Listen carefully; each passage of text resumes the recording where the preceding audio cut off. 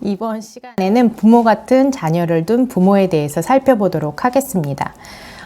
이 유형의 부모는 자녀가 마치 어린아이와 같이 행동하는 것들이 아니라 부모처럼 행동하도록 묵인하거나 또 장려하거나 또는 강행합니다. 어떨 때는 자녀 스스로 양육하는 것뿐만 아니라 자녀의 형제 또는 부모까지도 양육해야 되는 경우가 있을 수도 있습니다. 이런 유형의 예를 살펴보는 것들은 결코 어렵지는 않습니다. 부모 중에 한 분이 사별하여서 부모가 혼자 있는 경우이거나 또는 식구 중에 질병이 있는 경우에도 아무래도 그 질병이 있는 식구들을 돌봐줘야 되는데 시간을 많이 할애하기 때문에 혼자서 있어야 되는 시간이 많겠죠. 또 부모 중에 중독이나 또 우울한 부모가 있는 경우에도 마찬가지입니다.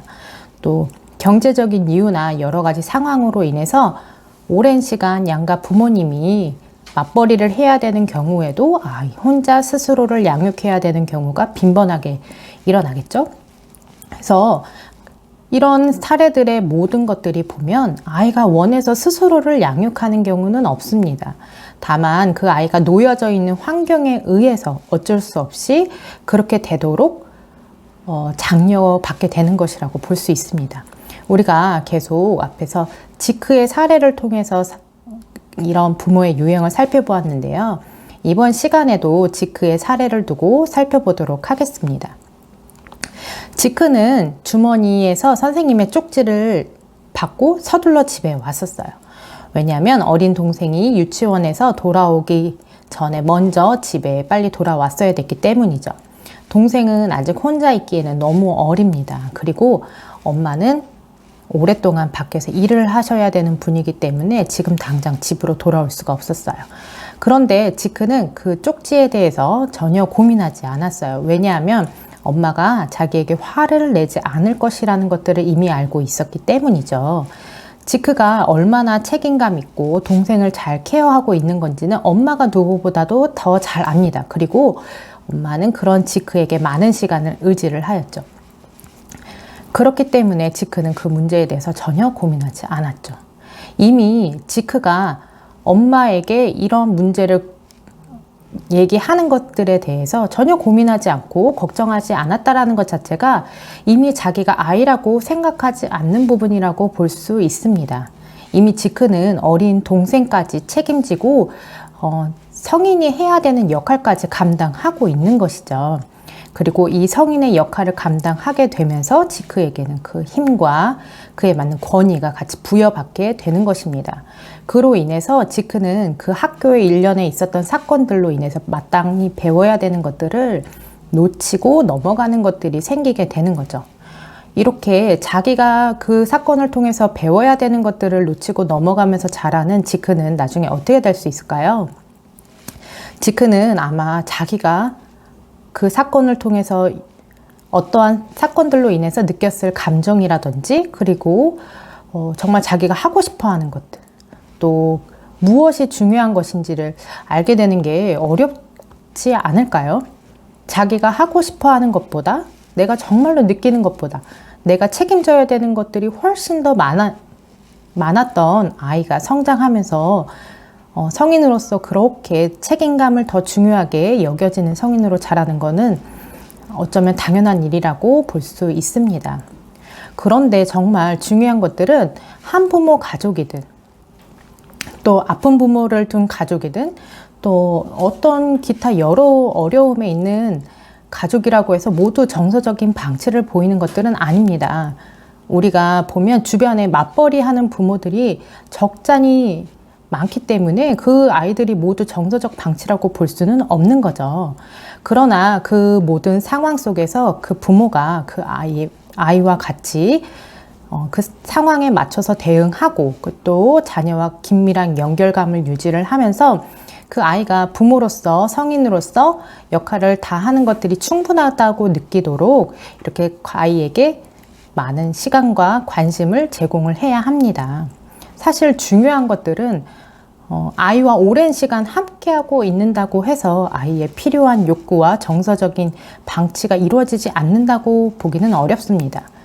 중요한 것들은 자녀와 그 보내는 시간에 얼마나 그 자녀가 느꼈을 감정에 대해서 알아차리고 또 그것들을 이해하고 또 자녀 스스로도 그것들을 이해할 수 있도록 돕고 하는 것과 같은 아이의 정서적인 욕구에 귀를 기울이는 것들이 필요한 것입니다. 이번에는 다른 사례를 한번 살펴보도록 하겠습니다. 우리가 앞서서 셀리라는 사례를 한번 들어본 적이 있었어요. 그래서 셀리는 아버지가 어렸을 때 암으로 사망을 하셨어요. 그리고 그 아버지를 잃은 그 일로 인해서 셀리는 자라는 동안에 많은 영향을 받게 되었습니다. 셀리가 아버지의 죽음에 대해서 언니에게 어렴풋이 듣기는 하였지만 어머니에게 직접적으로 들은 것들은 아니었어요. 그리고 어머니는 아버지의 죽음에 대해서 이야기하지 않았고 또 그 이후에도 어머니는 가족을 책임져야 됐기 때문에 더 이상 어머니와의 그런 교류가 있을 수가 없게 되었죠. 그래서 셀리는 혼자 스스로 자기를 양육하게 되는 상황에 놓이게 된 경우입니다. 그래서 이 사례를 통해서 셀리의 경우를 볼 때 이런 셀리가 자라면서 마음속에 자기도 알게 모르게 공허감이 더욱더 커지면서 자라게 되었던 거죠. 그런데 무엇이 셀리에게 이런 공허감이 생기게끔 만들었을까요? 아버지의 죽음으로 인해서 셀리가 그렇게 공허감을 느끼게 되었을까요? 아니면 아버지의 부재로 인해서 오는 경제적인 어려움이 셀리에게 공허감을 느끼게 만들었을까요? 사실은 그 어떤 것도 아닙니다. 아버지가 돌아가셨다는 그 사건 자체는 정서적인 방치를 일으키지는 않습니다. 다만 셀리가 아버지가 돌아가신 이후에 그 가족들이 그에게 하지 않았던 아무것도 해주지 않았던 것들 때문에 정서적 방치가 이루어졌다라고 볼 수 있습니다. 만약 셀리의 어머니가 깊이 마음속으로 애도를 하는 감정을 셀리와 같이 공유를 하면서 셀리의 감정을 조율을 해주었더라면 아마 셀리가 성장하는 데에 지금과는 다른 감정을 느끼며 성장하였을 것이라고 생각이 합니다. 그래서 셀리가 느끼는 공허감의 진정한 이유는 아버지의 죽음 전과 죽음 이후에 일어나지 않은 것들 때문이라는 것이죠. 아버지의 질병에 대해서 그 어머니와 같이 소통을 하지 않았다라는 것들에 문제가 있습니다. 그리고 그 아버지가 돌아가셨을 다음에 느꼈을 셀리의 어떤 당혹스러움 또는 불안감, 충격 그런 것들에 대해서 셀리와 공유하지 않고 그리고 그것들을 감정을 나누지 않고 그리고 셀리가 그것들이 납득이 가도록 정서적 지지가 이루어지지 않은 것들에 문제가 있다라고 볼 수 있는 거죠.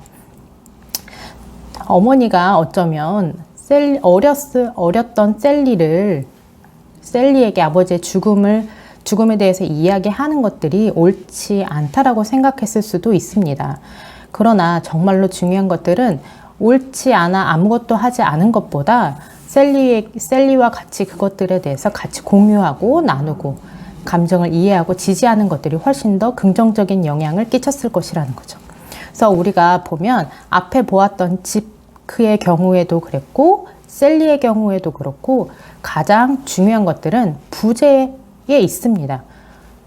응당 그 아이들이 배워야 하는 것들, 느꼈어야 되는 것들에 대해서 전혀 배우지 못하고 넘어가는 것들에 있다라는 것이죠. 그래서 그 아이들이 느꼈을 감정에 대해서 알고 또 그것들을 이해하고 그 아이들이 느꼈을 것들에 대해서 지지해주는 것, 그런 것들을 통하여 그 아이들이 훨씬 더 정서적으로 건강하고 또 그 아이들이 느꼈을 공허감이 아니라 다른 것들로 더 긍정적인 것들로 채워질 수 있었을 것이라고 볼 수 있을 것입니다. 그래서 이상 부모 같은 자녀를 둔 부모에 대해서 살펴보았습니다.